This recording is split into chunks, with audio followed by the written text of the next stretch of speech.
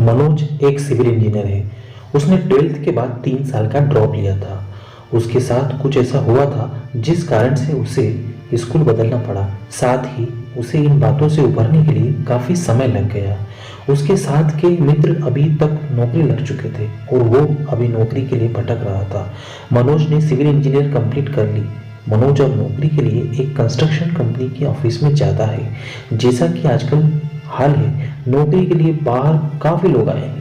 मनोज अपने नंबर का इंतजार कर रहा होता है।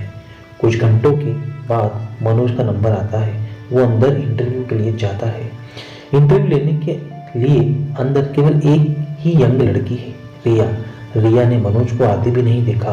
वो फाइल में बिजी है और कुछ ड्राइंग देख रही है। फिर कुछ देर बाद वो मनोज को बिना देखे ही उसकी फाइल देखती है। मनोज ने रिया को पहचान लिया है। वो थोड़ा सा घबरा गया है और उठकर जाना चाहता है, लेकिन फिर भी वो हिम्मत करके वहीं बैठा रहता है। जेब से रुमाल निकालकर पसीना पोंछता है। रिया को यह सब दिखाई देता है। वो मनोज को कहती है, घबराने की जरूरत नहीं है, आप रिलैक्स रहिए, आराम से, आप चाहे तो पानी पी सकते हैं। वो मनोज का सीवी देखती है। मनोज के सीवी से उससे पता चल जाता है कि मनोज ने स्कूल के बाद ड्रॉप लिया है। वो मनोज से पूछ लेती है, आपने ड्रॉप क्यों लिया था? मनोज जवाब देता है, आपकी वजह से। यह सुनकर रिया ऊपर मुंह करके मनोज को देखती है। रिया बोलती है, सॉरी, क्या बोला आपने? मनोज फिर जवाब देता है, हाँ, आपने सही सुना, मैंने ड्रॉप आपकी वजह से ही लिया था। रिया को मनोज की यह बात सुनकर थोड़ा गुस्सा आता है। रिया उससे कहती है, या तो आपको कोई गलतफहमी हो रही है या आप मजाक कर रहे हैं। मनोज थोड़ा मुस्कुराते हुए बोलता है, नहीं, मुझे कोई गलतफहमी नहीं हुई है, मैं अपनी लाइफ में पीछे आपके कारण ही रहा हूँ।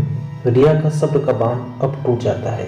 वो मनोज की फाइल को फेंक देती है और बोलती है, तो आप जैसे लोगों को शर्म नहीं आती? जहाँ लड़की देखी वहीं फ्लर्ट करना शुरू कर देते हैं। आप कहाँ आए हैं आपको पता है? आप नौकरी मांगने आए हैं और इस तरह से बदतमीजी कर रहे हैं। मनोज बोलता है, तुम्हारा कसूर नहीं है। उस घटना के बाद मेरा चेहरा पूरा बदल गया है। मैं खुद अपने आप को नहीं पहचान पाता, तो कोई मुझे क्या पहचानेगा?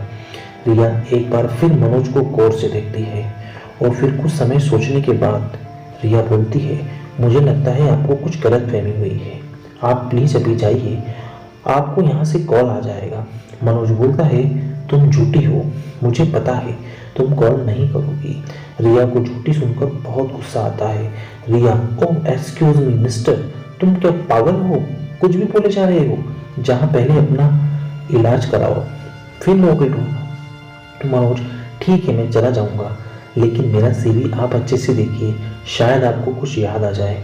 रिया थोड़ा सा मुंह बनाती है, लेकिन वो सोचती है इस सिचुएशन से निकलने के लिए एक बार फिर से देख ही लेती हूँ।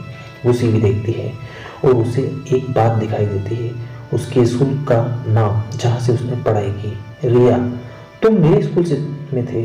और कुछ ही सेकंड में रिया के चेहरे का रंग उड़ जाता है। मनोज को अब समझ में आ गया है कि रिया ने उसे पहचान लिया। मनोज, तुम्हें पता है मेरे साथ क्या हुआ था? रिया, मुझे नहीं पता था।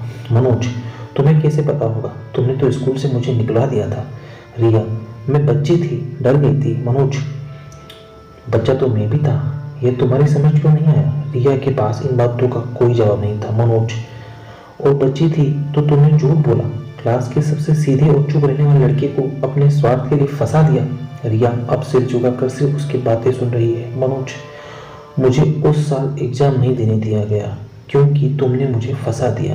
रिया, सॉरी, मुझे नहीं पता था कि बात इतनी बढ़ जाएगी। मुझे लगा कि वो सिर्फ वार्निंग देकर तुम्हें वापस क्लास में भेज देंगे, लेकिन तुम भी उनसे बहस करते रहे थे।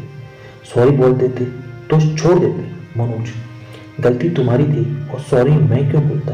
तुम भी उस समय बोल सकती थी कि तुम्हें वो लेटर मैंने नहीं कबीर ने लिखा था। रिया, मुझे उस समय कुछ समझ नहीं आया। मनोज, कबीर का नाम तुमने नहीं लिया क्योंकि तुम नहीं चाहती थी कि उसे कुछ हो, तुम उसे पसंद करती थी, लेकिन मेरा सारी क्लास में तुमने मेरा नाम क्यों लिया? रिया, मेरे मुंह पर उस समय और कुछ नाम नहीं आया, वो लेटर पढ़ते हुए मुझे प्रिंसिपल ने देख लिया था। मैं भी कबीर को पसंद करती थी। मुझे लगा वो मेरे पापा को बुलाएंगे, इसलिए मैंने तुम्हारा नाम लिया कि तुम मुझे परेशान कर रहे हो और बात खत्म हो जाए मनोज। लेकिन बात तुम्हारे लिए खत्म हो गई, मेरे लिए शुरू हो गई। और इसके बाद मेरे घर वालों क्या सोचेंगे ये तुमने नहीं सोचा। तुम तो निकल गई, मुझे स्कूल से निकलना पड़ा। रिया, मैं बुरी नहीं हूँ, उस समय मैं कुछ नहीं सोच पाई, आखिर मैं नासमझ ही तो थी। मनोज, तुम अभी भी झूठ बोल रही हो। रिया, मैंने उसके बाद कितने दिनों तक तुम्हें सॉरी बोला है। उसके बाद कबीर से भी मैंने बात नहीं की। मैं यही सोच रही थी कि तुम मुझे मिलो और मैं तुम्हें सॉरी बोल सकूं। मैं तुम्हारे लिए कुछ कर सकती हूँ। प्लीज चाहो तो ये नौकरी दे दो। मनोज, ओ प्लीज आप रहने दो। जहाँ तुम नौकरी दे रही हो वहाँ कुछ ना कुछ झूठ तो होगा ही। रिया, ऐसा नहीं है, वो सिर्फ एक गलती थी। मनोज अपनी फाइल उठाकर दरवाजे की तरफ जाने लगता है, फिर एक बार पलटकर रिया को देखकर बोलता है, मनोज, हो सके तो अब अपनी गलती की सजा किसी दूसरे को मत देना। रिया मनोज की बात सुनकर अपनी चेयर पर आंख बंद करके बैठ जाती है। तो दोस्तों, आपको ये कहानी कैसी लगी कमेंट कर हमें जरूर बताएं।